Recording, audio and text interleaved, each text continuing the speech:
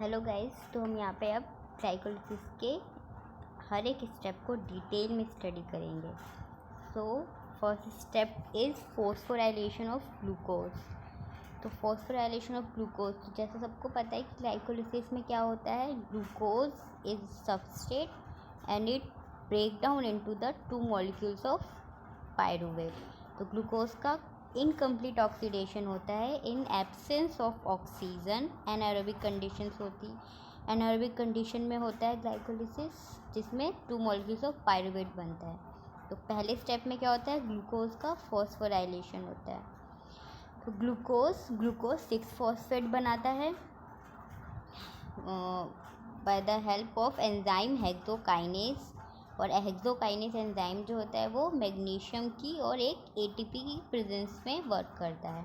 तो इस रिएक्शन को होने के लिए मैग्नीशियम की नीड होती है and 1 ATP is needed and the gives energy is used is -16.6 kilojoule per मोल.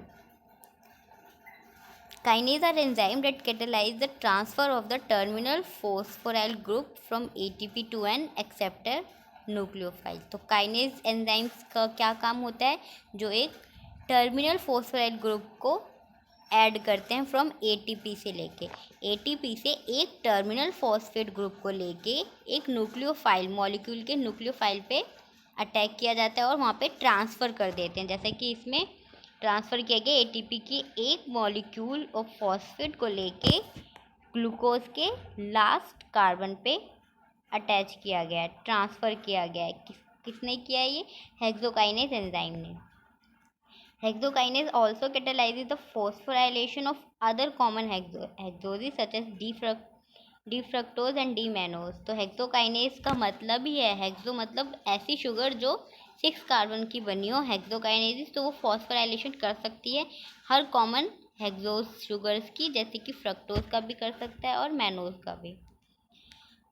तो यहाँ पे जो नीड होता है हेक्सोकाइनेज एंजाइम के वर्क के लिए, वो होता है एक मैग्नीशियम ATP का कॉम्प्लेक्स बनता है। जैसे कि हमने यहाँ पे देखा, मैग्नीशियम 2+ आयन एंड ATP दोनों नीड होते हैं हेक्सोकाइनेज के एंजाइम के लिए। तो ये एक कॉम्प्लेक्स बनाते हैं, मैग्नीशियम और ATP का कॉम्प्लेक्स, जिसके बाद हेक्सोकाइनेज वर्क करता है ग्लूकोज पे और वो उस पर क्या करता है, फिर उसको फॉर्म कर देता है ग्लूकोज 6-फॉस्फेट में, लाइक अदर 9 एंजाइम। तो ग्लाइकोलिसिस के जो सारे 10 एंजाइम्स है वो जो हैं वो सॉल्यूबल होते हैं और साइटोसोल में प्रेजेंट होते हैं, साइटोसोलिक प्रोटीन होते हैं।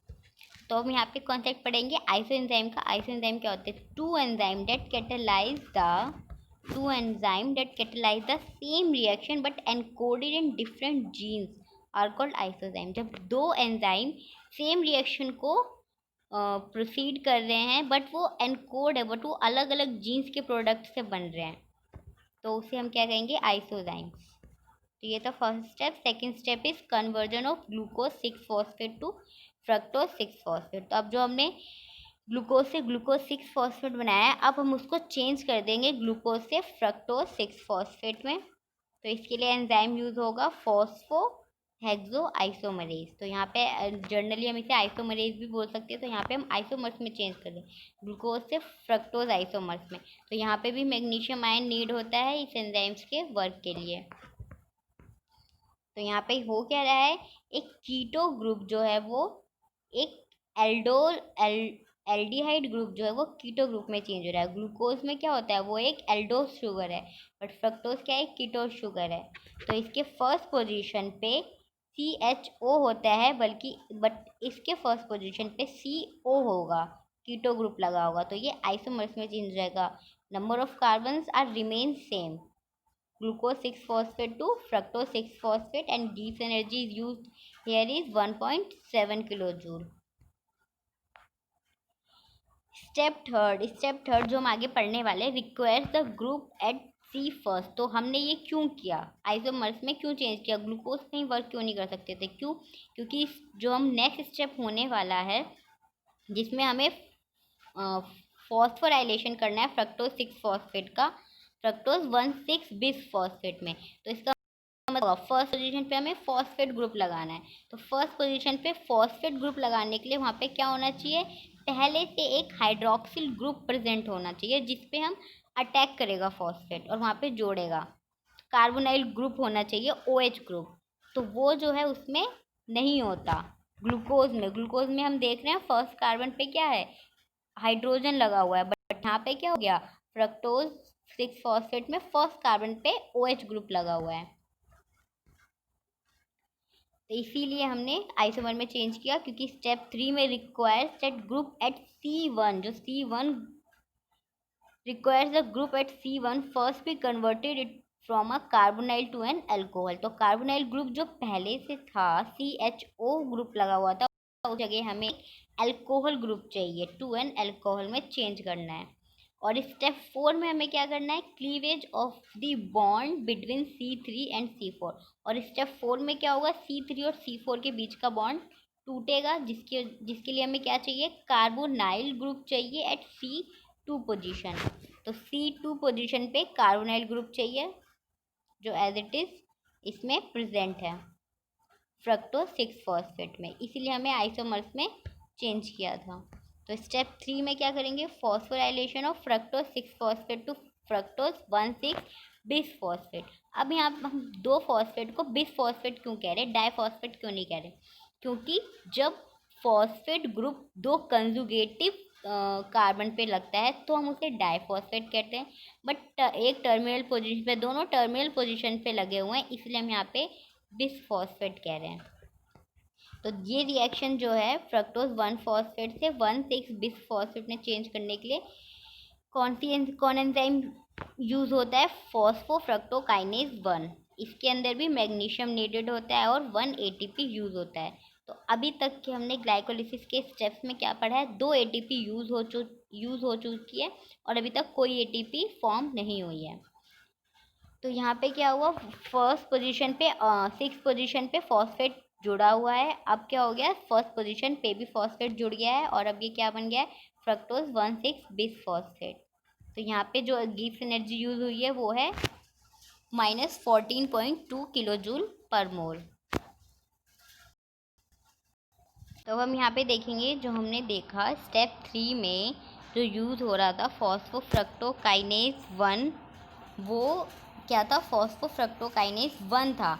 बट यहाँ पे एक और एंजाइम पाया जाता है साइटोसोल में, फॉस्फोफ्रक्टोकाइनेज 2, तो वो इससे अलग है, इसलिए हमने 1 और 2 का नाम दिया, क्योंकि both are catalyse different reaction. Phosphofructokinase 1 जो किस पे एक्ट कर रहा था, फ्रक्टोज 6 फॉस्फेट पे, लेकिन फॉस्फोफ्रक्टोकाइनेज 2 जो है वो कैटेलाइज करता है formation of fructose two six bisphosphate from fructose 6 phosphate.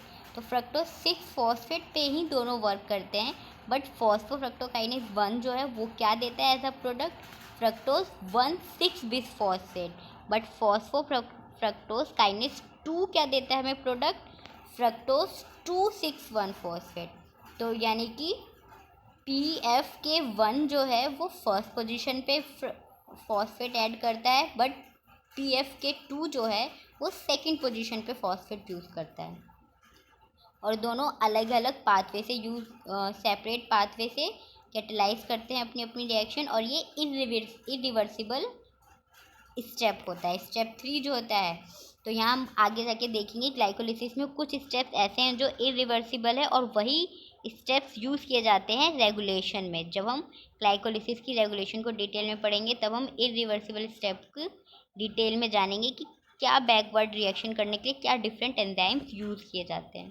तो यहाँ पे स्टेप 4 जो है उसमें हम क्या देखेंगे, क्लीवेज ऑफ फ्रक्टोज 1,6। तो अभी हमने क्या देखा, फ्रक्टोज 1 फॉस्फेट से 1,6-बिसफॉस्फेट बना था, अब उसके आगे क्या होगा, 1,6-बिसफॉस्फेट से उसका क्लीवेज हो जाएगा। अभी तक हम 6 कार्बन मॉलिक्यूल्स के बारे में पढ़ रहे थे, बट अब क्या होगा, उसका ब्रेकडाउन होगा और 3 कार्बन मॉलिक्यूल बनेगा। तो it cleavage into fructose one six bisphosphate the enzyme. तो यहाँ पे एंजाइम कौन सा यूज होएगा, फ्रक्टोज 1,6-बिसफॉस्फेट एल्डोलेज। तो यहाँ पे जो ब्रेकडाउन होगा वो एक एल्डोज शुगर में होगा, इसलिए एंजाइम क्या यूज होगा, एल्डोलेज।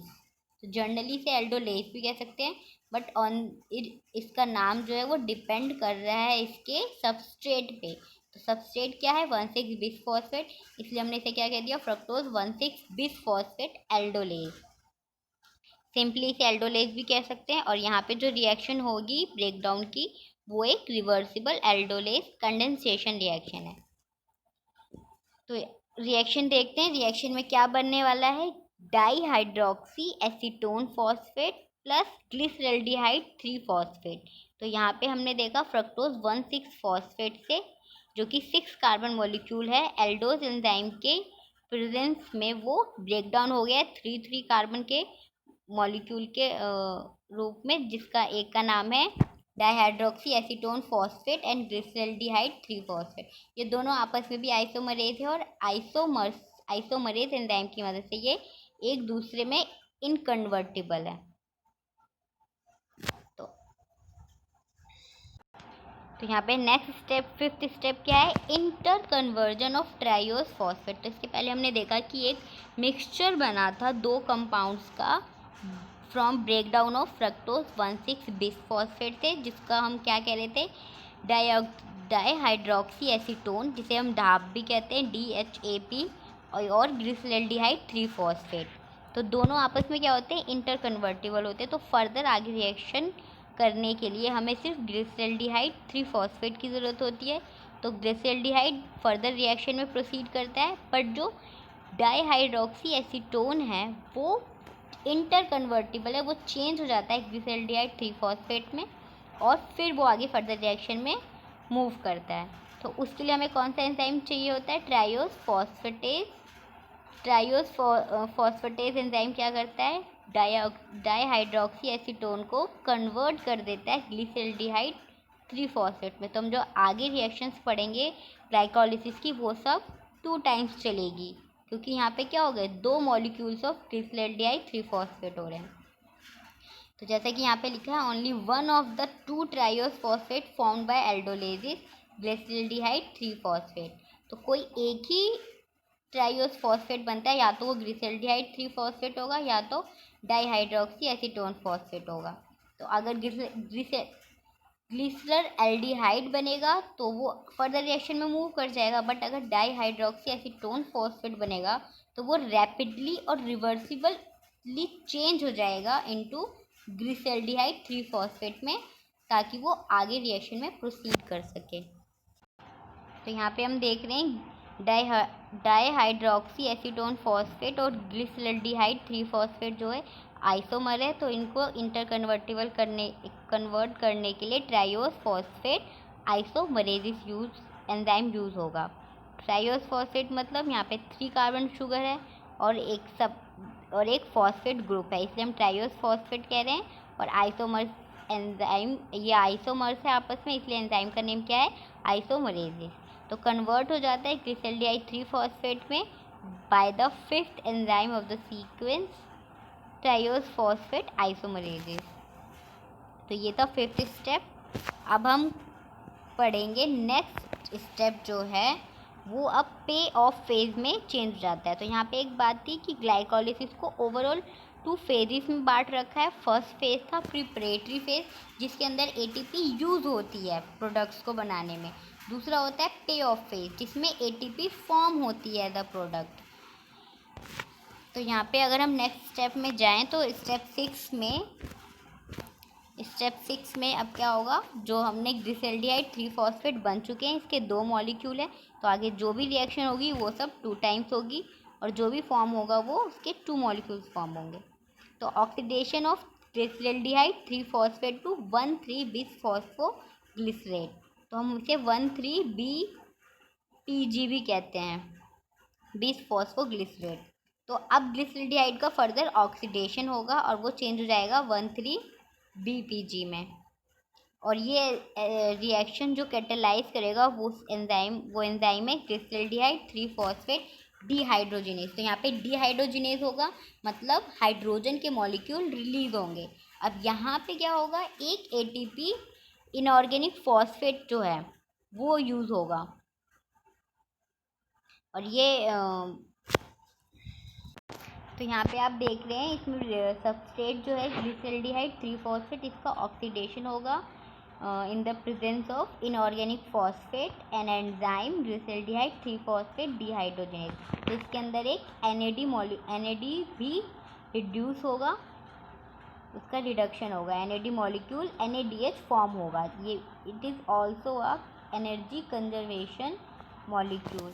तो इनऑर्गेनिक फॉस्फेट में क्या है, इनऑर्गेनिक फॉस्फेट में एक H ग्रुप है, और यहाँ पे हम देखेंगे कि ग्लिसरैल्डिहाइड 3-फॉस्फेट के 3rd कार्बन पे एक फॉस्फेट ग्रुप लगा हुआ है, और यहाँ पे एल्डिहाइड ग्रुप है CHO का, और 2nd कार्बन पे OH और H ग्रुप लगा हुआ है।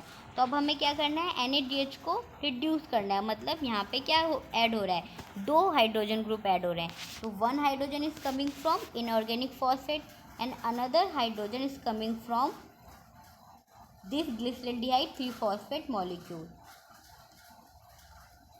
तो ये फॉस्फेट ग्रुप यहाँ लगेगा, तो ये वाला हाइड्रोजन भी क्या होगा, ये वाला हाइड्रोजन भी ऑक्सीडाइज, इस मॉलिक्यूल का ऑक्सीडेशन होगा और ये रिमूव हो जाएगा और ये यहाँ आ जाएगा। तो ये मॉलिक्यूल और ये हाइड्रोजन मॉलिक्यूल रिलीज हो गए और NADH का फॉर्मेशन कर दिया, और फर्दर ये फॉस्फेट ग्रुप जो है वो यहाँ पे जाके अटैच हो गया। तो इसके बाद हमें एज अ प्रोडक्ट क्या मिला, हाँ, एज अ प्रोडक्ट हमें मिल रहा है 1,3-बिसफॉस्फोग्लिसरेट। तो 1 पोजीशन पे और 3rd पोजीशन पे फॉस्फेट लगा हुआ है, डिफरेंट पोजीशन है, कंजुगेटिव सीक्वेंस में नहीं है, इसलिए हम बिसफॉस्फो कहेंगे। और ग्लिसरेट मॉलिक्यूल है, ग्लिसरैल्डिहाइड का मॉलिक्यूल है, इसलिए हम 1,3-बिसफॉस्फोग्लिसरेट कह रहे हैं। तो इसका एज अ प्रोडक्ट हमें क्या मिला इस रिएक्शन में, 1,3-बिसफॉस्फोग्लिसरेट। अब फर्दर हम इसे इसके फॉस्फेट को डिफॉस्फेटाइज करेंगे और हम इससे 3-फॉस्फोग्लिसरेट बनाएंगे। तो यहाँ पे गिब्स एनर्जी कितनी यूज़ हुई है, 6 जूल पर मोल। तो अब हमारा नेक्स्ट स्टेप है, स्टेप 7 में हम क्या करेंगे, यहाँ पे हम उसका फर्स्ट पोजीशन पे जो हमने फॉस्फेट लगाया था एक इनऑर्गेनिक फॉस्फेट 1,3-बिसफॉस्फोग्लिसरेट में, अब हम उसको क्या करेंगे, ट्रांसफ़र कर देंगे किसमें, ADP में, तभी तो यहाँ पे ATP का फॉर्मेशन होगा। तो ये पहला स्टेप है ग्लाइकोलिसिस का, जहाँ पे ATP फॉर्मेशन स्टार्ट हो रही है, फर्स्ट ATP फॉर्म हो रहा है। इसके प्रीवियस स्टेप में हमने क्या देखा था, NADH प्रोड्यूस हुआ था। तो फर्दर आगे ऑक्सीडेटिव फॉस्फोराइलेशन में यूज़ होएगा और वहाँ पे ATP का फॉर्मेशन करेगा। तो यहाँ पे भी वो ATP फॉर्मेशन अलग होगा और ये ATP फॉर्मेशन अलग है। तो यहाँ पे कौन सी प्रोसीजर से होगा, सबस्ट्रेट फॉस्फोराइलेशन। तो हम सबस्ट्रेट को क्या कर रहे हैं, फॉस्फोराइलेट कर रहे हैं। यहाँ पे हमारा सबस्ट्रेट क्या है, ADP में भी हम क्या कर रहे हैं, फॉस्फेट ऐड कर रहे हैं। और कहाँ से ऐड कर रहे हैं, अपने प्रीवियस प्रोडक्ट से, जो हमारा क्या था, 1,3-बिसफॉस्फोग्लिसरेट। तो हमने जो प्रोडक्ट बनाया था वो था 1,3-बिसफॉस्फोग्लिसरेट, जिसके फर्स्ट पोजीशन पे हमने इनऑर्गेनिक फॉस्फेट लगाया। अब ये फॉस्फेट निकल के क्या हो जाएगा, ATP में जुड़ जाएगा, ADP में, और वो क्या दे देगा हमें, ATP बना देगा। और यहाँ पे फर्स्ट ATP की फॉर्मेशन होगी ऑफ ग्लाइकोलिसिस। तो यहाँ पे एंजाइम क्या यूज़ होएगा, फॉस्फोग्लिसरेट, जो कि हमारा सबस्ट्रेट है, और काइनेस किस लिए यूज़ होता है, for the addition of phosphate group. तो यहाँ पे फॉस्फेट ग्रुप का एडिशन हो रहा है, बट किस पे, ADP पे हो रहा है, ना कि हमारे बिसफॉस्फोग्लिसरेट पे। और ये रिएक्शन भी मैग्नीशियम आयन की प्रेजेंस में होता है। फॉस्फोग्लिसरेट, क्योंकि यहाँ पे फर्स्ट पोजीशन से ग्लिसरेट हट चुका है, तो हम इसे वापस से क्या कह देंगे, सिर्फ 3rd पोजीशन पे फॉस्फेट बचा है, तो three phosphoglycerate and plus 1 ATP is form. और this reaction has gives energy of -18.5 kilojoule per mole. This is also a reverse reaction in the whole process of glycolysis. Only 3 steps which is irreversible, and that reaction step is called as regulation step. तो अब हम next step में, तो हम यहाँ पे देखेंगे, हमने जो 6 और 7 स्टेप देखा वो क्या है ग्लाइकोलिसिस का, वो एक एनर्जी कपलिंग प्रोसेस है। वो दोनों मिल के क्या कर रहे हैं, एटीपी की फॉर्मेशन कर रहे हैं। तो हमने 6 स्टेप में क्या देखा था, ग्लिसरॉल्डिहाइड 3 फॉस्फेट से 1,3 बिस फॉस्फोग्लिसरेट बन रहा था। उसके बाद फर्दर 1,3 बिस फॉस्फोग्लिसरेट से 3 फॉस्फोग्लिसरेट बन रहा था इन स्टेप 7 में। तो अब अगर ओवरऑल हम रिएक्शन को कंबाइन कर दें तो क्या ओवरऑल रिएक्शन क्या होगी, ग्लिसरॉल्डिहाइड 3 फॉस्फेट प्लस एडीपी एक इनऑर्गेनिक फॉस्फेट जो कि हमने स्टेप 6 में जोड़ा था। स्टेप 6 में हमने ऐड किया था ग्लिसरॉल्डिहाइड 3 फॉस्फेट में और हमें क्या मिला था, बिस फॉस्फोग्लिसरेट। तो यहाँ पे क्या होगा, सबस्ट्रेट में भी 1,3 बिस फॉस्फोग्लिसरेट होगा और प्रोडक्ट में भी होगा। तो इसको हमने कैंसिल आउट करके ओवरऑल रिएक्शन लिखी है। इसमें एडीपी है, इनऑर्गेनिक फॉस्फेट, और एक हमने एनएडी को भी रिड्यूस किया था NaDH में इन स्टेप 6 में। और हमारा एज अ रिएक्टेंट प्रोडक्ट में हमें क्या मिला, ओवरऑल 3 फॉस्फोग्लिसरेट स्टेप 7 में और एटीपी बना। स्टेप 6 में हमें NaDH2 मिला था। तो ओवरऑल रिएक्शन जो है कि आप ये हमारी ओवरऑल रिएक्शन ये बनेगी और इसके थ्रू हम कह सकते हैं ये एक एनर्जी कपलिंग प्रोसेस है। टुगेदर मिलके हमें क्या कर रहे हैं, एनर्जी प्रोड्यूसिंग मॉलिक्यूल दे रहे हैं, that is ATP and NaDH। अब यहाँ पे जो एटीपी फॉर्मेशन हो रही है वो किस वजह से हो रही है, तो बोथ 6 and 7 रिएक्शन कपल्ड है थ्रू अ कॉमन इंटरमीडिएट और वो कॉमन इंटरमीडिएट क्या है, 1,3 बिस फॉस्फोग्लिसरेट जो स्टेप 6 में बन रहा है और स्टेप 7 में उसका फर्दर ब्रेक डाउन हो रहा है। तो यहाँ पे जो फॉर्मेशन ऑफ एटीपी हो रही है वो किसकी वजह से हो रही है, सबस्ट्रेट लेवल फॉस्फोराइलेशन। तो कौन से मैकेनिज्म से हो रहा है, सबस्ट्रेट लेवल फॉस्फोराइलेशन, मतलब सबस्ट्रेट लेवल पर एडीपी में फॉस्फोराइलेशन हो रही है जिससे एडीपी से एटीपी बन रही है। तो सबस्ट्रेट से फॉस्फोराइलेशन हो रहा है, सबस्ट्रेट से एक फॉस्फेट निकल के एडीपी में ऐड हो रहा है, इसलिए हम इसको क्या कह रहे हैं, सबस्ट्रेट लेवल ऑफ फॉस्फोराइलेशन। तो फॉस्फोराइलेशन के भी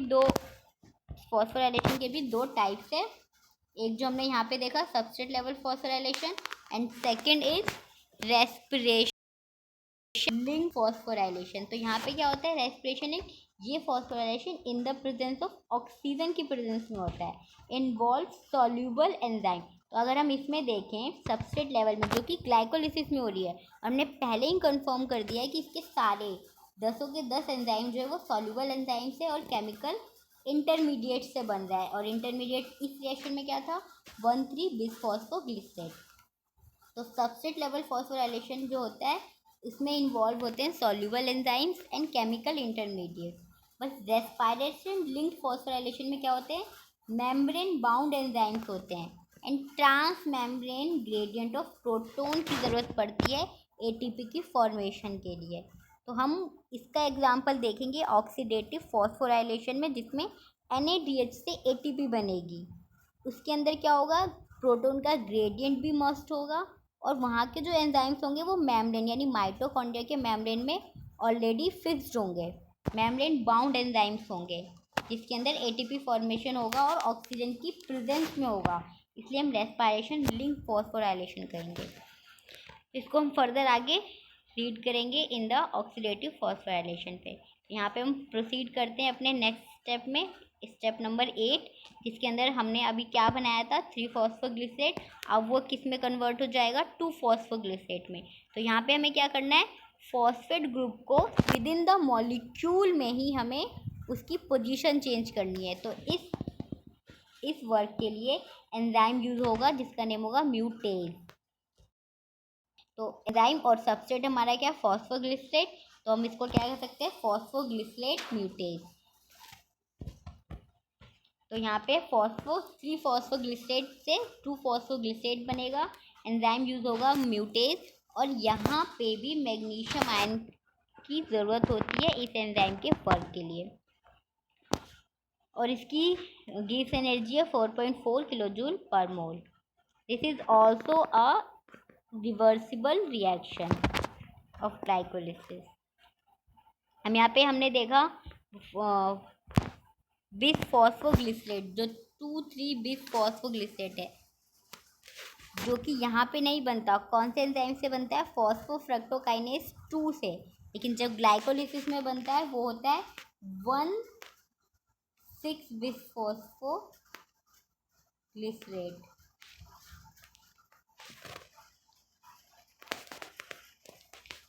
तो अगर हम इस 2,3-बिसफॉस्फोग्लिसरेट की तो प्रेजेंट होता है ट्रेस अमाउंट में as a major component of erythrocyte में प्रेजेंट होता है। और वो रेगुलेट करता है एफिनिटी ऑफ हीमोग्लोबिन कैसे बाइंड करेगा टू द ऑक्सीजन से। इस चीज़ को रेगुलेट करता है 2,3-बिसफॉस्फोग्लिसरेट। यहाँ पे हमारा नेक्स्ट स्टेप है 9th स्टेप में dehydration of two phosphoglycerate to phosphoenolpyruvate. तो अब यहाँ पे क्या होगा? डिहाइड्रेशन होगा, मतलब वाटर मॉलिक्यूल रिलीज होगा। तो 2-फॉस्फोग्लिसरेट में जिसके अंदर सेकेंड पोजीशन पे फॉस्फेट लगा हुआ है, अब वो इसमें चेंज होगा फॉस्फोइनोल पायरुवेट, यानी कि इनॉल ग्रुप इसमें जुड़ेगा। तो पायरुवेट क्या हो जाएगा? फॉस्फेट तो अपनी जगह पे रहेगा बट इनॉल पायरुवेट में चेंज हो जाएगा। और एंजाइम कौन सा यूज़ होगा? एनोलेज। एनॉल फॉर्म में चेंज करना है, इसीलिए एंजाइम का नाम क्या है? एनोलेज। गीस एनर्जी क्या है? 7.5 किलोजूल पर मोल। तो यहाँ पे क्या हो रहा है? ये वाला हाइड्रोजन और ये OH मॉलिक्यूल ये मिला के हमें क्या दे रहे हैं? वाटर मॉलिक्यूल, जो कि रिलीज हो रहा है। और एज इट इज़ ये बॉन्ड अगर हटेगा तो यहाँ पे क्या हो जाएगा? इन दोनों कार्बन को इनके 4 बॉन्ड को सेटिस्फाई करने के लिए यहाँ पे डबल बॉन्ड आ गया। That's it. तो ये क्या बन गया? Phosphoenol pyruvate. अब हमारा next step and the last step of glycolysis वो क्या है? Transfer of phosphoryl group to from reaction होती है। तो पायरुवेट को एनॉल फॉर्म में चेंज करने के लिए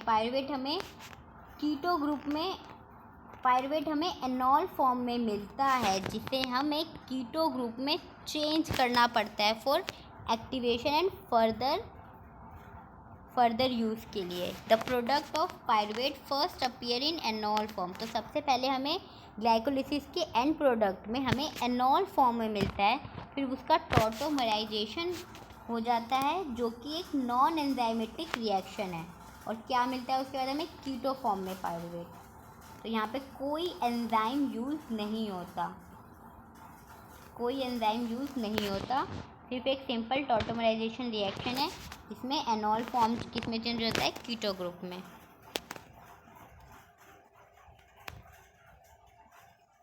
तो यहाँ पे ये जो लास्ट स्टेप है 10th स्टेप, ये भी क्या होता है? एक इरिवर्सिबल स्टेप है।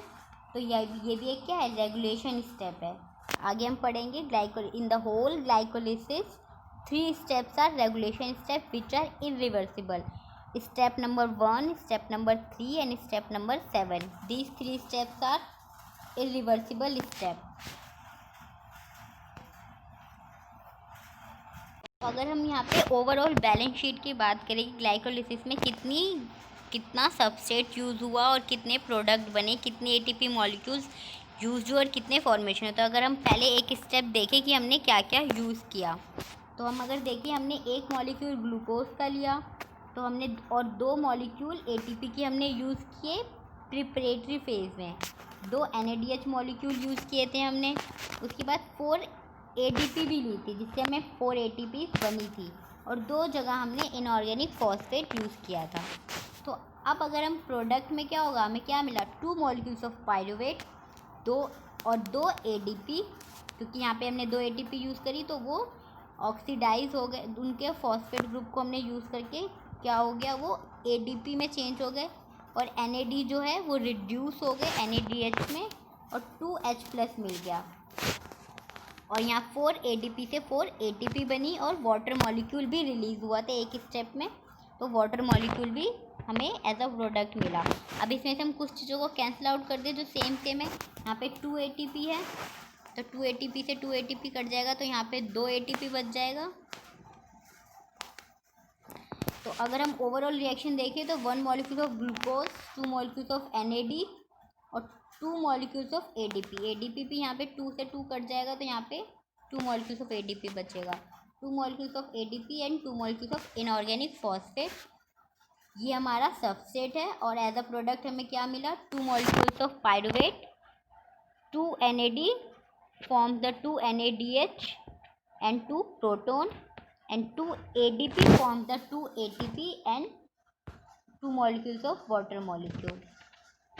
This is the overall glycolysis reaction, जिसके अंदर हमें 2 ATP जो है एज अ प्रॉफिट, हमें 2 ATP का प्रॉफिट होता है क्योंकि हमें 4 ATP एज अ प्रोडक्ट मिला, लेकिन हमने 2 ATP यूज़ भी किया था तो हम उसको माइनस कर देते हैं। तो हम यहाँ पे टोटल कितनी ATP मिली, 2 ATP, जिसे हम आगे सिट्रिक एसिड साइकिल में यूज़ करेंगे और रेस्पिरेशन में भी हमें रेस्पिरेशन में यूज़ करेंगे, और फर्दर क्रेब्स साइकिल से भी हमें और ATPs मिलेगी।